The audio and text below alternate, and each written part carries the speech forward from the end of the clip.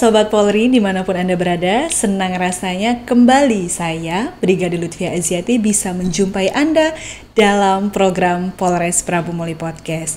Yang pastinya kami akan menyajikan informasi-informasi penting dan juga menarik bersama bintang tamu spesial yang akan kami hadirkan di studio Polres Prabu Muli Podcast. Dan pada segmen kali ini saya sudah kedatangan bintang tamu yang sangat spesial, yaitu Kasat Reskrim Polres Prabu Muli. Apa kabarnya hari ini, Dan? Baik, alhamdulillah. Alhamdulillah baik ya. Jadi Kasat Reskrim Polres Prabu Muli ini baru berdinas di Polres Prabu Muli selama kurang lebih 2 bulan ya, Dan ya. Jadi bisa diperkenalkan diri dulu mungkin, dan banyak masyarakat yang belum mengetahui ini, Dan. Ya, baik, boleh. Jadi nama saya Mas Suprayitno, biasa dipanggil Dimas. Pangkat saya itu, saya alumni Akpol 2017. Pengalaman dinas saya setelah lulus dari Akpol, jadi saya masuk ke Polda Sumsel. Kurang lebih selama 1 bulan saya menjadi perwira pertama Polda Sumsel. Lalu kemudian saya mendapatkan mutasi untuk bergabung di Polres Pagar Alam. Di mana di Polres Pagar Alam saya mengawali karir saya dengan menjadi KSPKT. 1 bulan menjadi KSPKT, turun sprint, saya merangkap menjadi Kanit Pidum. Menjalani di Pidum selama 8 bulan, lalu kemudian saya promosi untuk menjadi Kapolsek Dempo Tengah selama 2 bulan saja. Ya, cukup singkat ya, Dan, tapi sudah banyak pasti yang dihasilkan atau diungkap pada saat menjabat pada Kapolsek ya, Dan, yang betul sekali. Ya karena kebetulan cuma 2 bulan ya. Kebetulan sepi juga di situ tuh. Nggak ada sinyal. Nggak ada sinyal. Jadi minim tindak pidana ya, Dan. Iya, benar sekali. Selanjutnya, habis dari menjalankan tugas sebagai Kapolsek, kemana lagi nih, Dan, untuk pengalaman dinas? Nah, kebetulan alhamdulillah pada saat itu saya mendapatkan tawaran untuk bergabung di Direktorat Narkoba Polda Sumsel. Yang pada saat itu saya ditawarkan berupa, kamu mau tidak untuk sekolah tapi berbasis IT. Nah, mungkin karena saya yang keingintahuan saya tentang IT, jadi saya memutuskan untuk bergabung di Direktorat Narkoba Polda Sumsel. Kurang lebih saya jalani di sana sebagai panit IT, panit analis IT itu selama kurang lebih 3 tahun. 3 tahun, kemudian saya butuh penyegaran, saya pengen ada kenaikan, ya rasanya jadi Kapolsek bagaimana sih kan, atau rasanya jadi Kasat bagaimana ya kan. Akhirnya saya mencoba peruntungan di Muratara. Di Muratara pun saya 8 bulan sebagai Kanit Reskrim Rawas Ulu, dan akhirnya setelah itu alhamdulillah tercapai cita-cita saya untuk jadi Kapolsek di Kapolsek Libung. Berarti sudah banyak dan panjang juga perjalanan dinasnya ini dari tahun 2017 ini, benar 2017, sekali. Betul. Sudah kurang lebih 6 tahun dan semuanya rata-rata dinas di Direktorat Narkoba, terus juga di Satreskrim. Jadi memang sudah dari awal biasanya sudah di Reskrim ya, Dan ya, sebelum akhirnya mutasi ke Polres Prabu Muli sebagai Kasat Reskrim. Nah, berkaitan dengan tugas sebagai Kasat Reskrim Polres Prabu Muli ini, Dan, kan saat ini pemerintah sedang menggaung-gaungkan masalah TPPO. Sebenarnya TPPO itu sendiri apa sih, Dan? Karena banyak sekali masyarakat yang masih meraba-raba nih, sebenarnya apa arti dari TPPO itu sendiri? TPPO itu adalah singkatan dari tindak pidana perdagangan orang.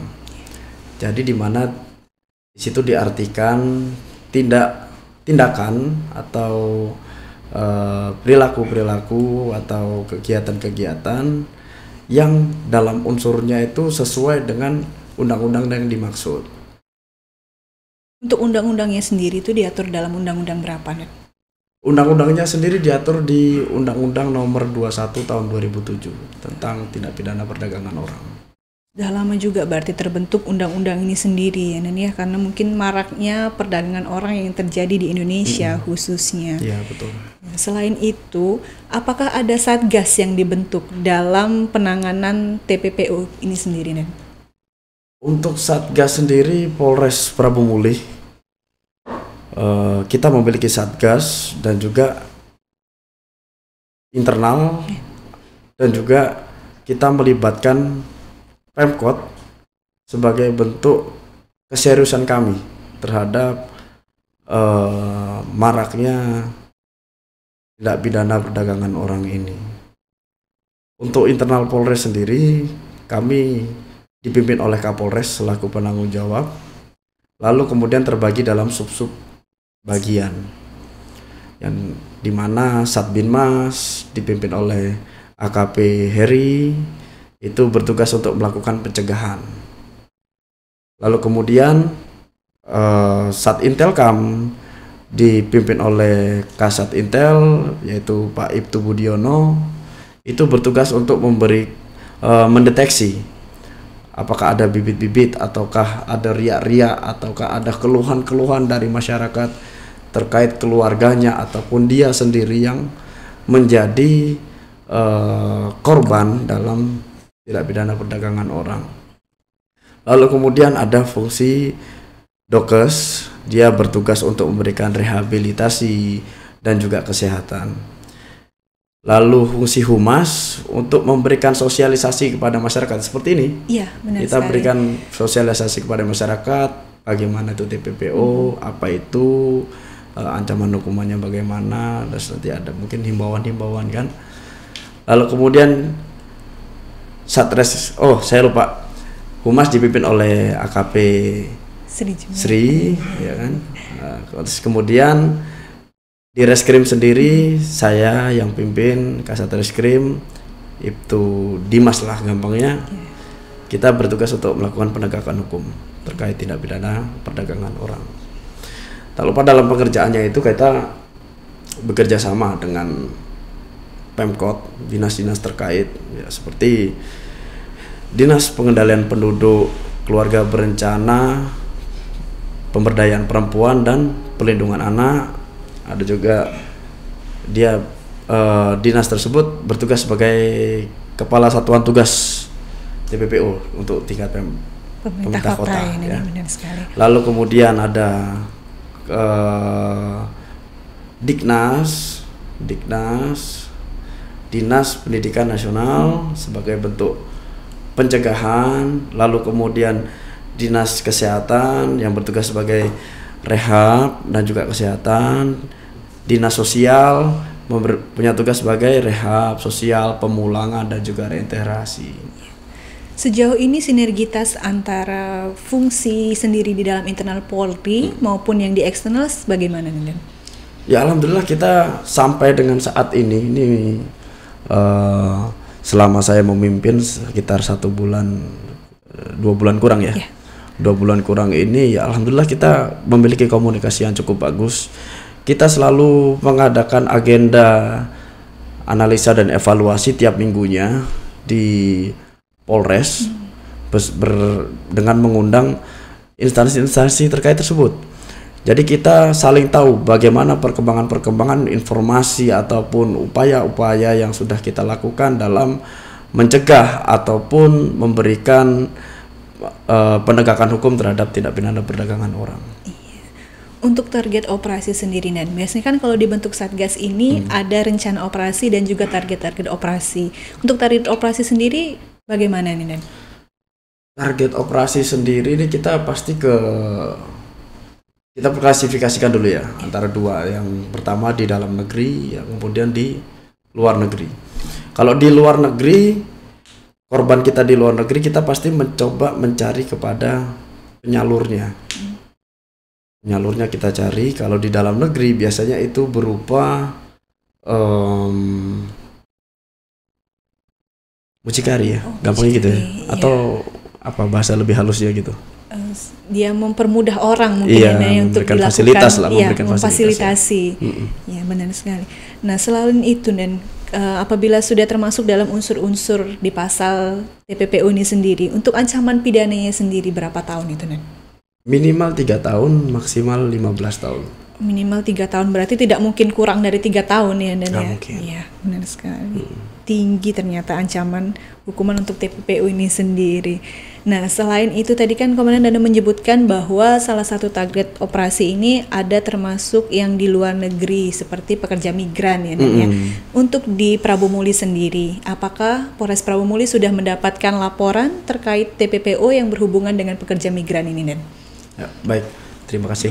Untuk Polres Prabu Muli sendiri kita sudah bekerja sama dengan Disnaker dan dinas-dinas yang lain. Kita lakukan screening atau deteksi terhadap keluarga-keluarga korban yang alhamdulillahnya sampai saat ini kita patut bersyukur belum ada keluhan dari keluarga korban ataupun dari korban sendiri terkait pekerjaan yang didapatkannya di luar negeri.